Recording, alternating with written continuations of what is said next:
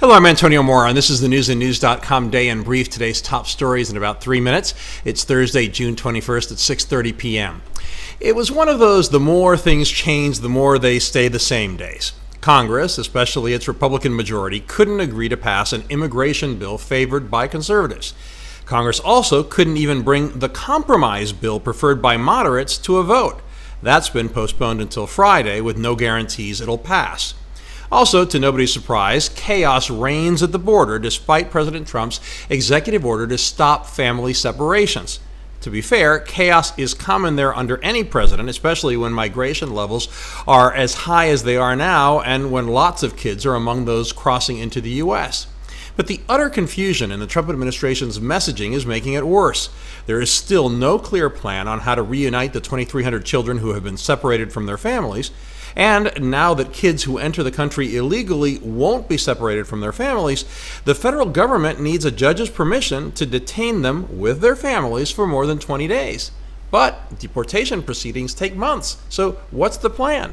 To detain and feed tens of thousands, if not hundreds of thousands of people indefinitely? The Pentagon has reportedly been asked to house as many as 20,000 migrants on military bases.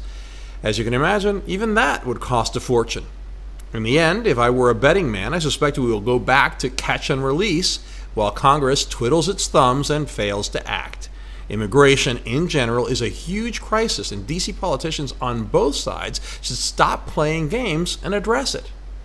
Meanwhile, Melania Trump visited a Texas children's shelter, but everybody seemed to prefer to focus on whether she was sending a message with a coat that said, "I really don't care, do you?" Hezbollah and Iran have pulled back from the Israeli border, apparently at Russia's request, and Putin and Trump are reportedly preparing to meet in July. And yet another U.S. embassy worker in Cuba is suffering from a mysterious health condition, bringing the total to 25. Now our alternate universes segment, the great divide between conservative and liberal media. This week gave me enough ammunition for a year's worth of this segment.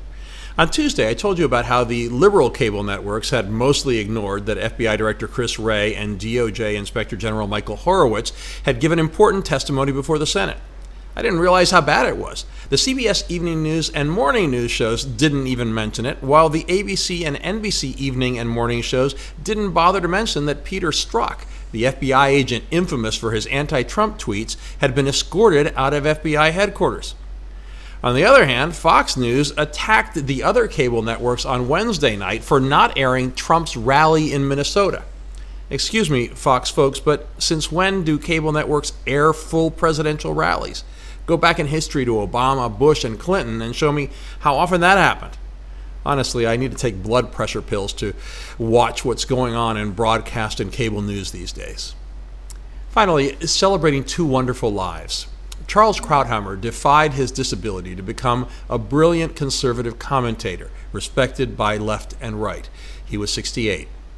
And Coco, the gorilla who mastered sign language, has died at 46.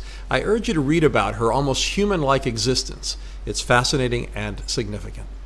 You can find all those stories and much more updated around the clock 7 days a week on newsandnews.com, where you will find all you need to know in one place. Please subscribe to our YouTube channel by clicking on the right of your screen just below this video. And please follow us on Facebook at Real News and News, and follow me on Twitter at AMoraTV. I'll see you again tomorrow.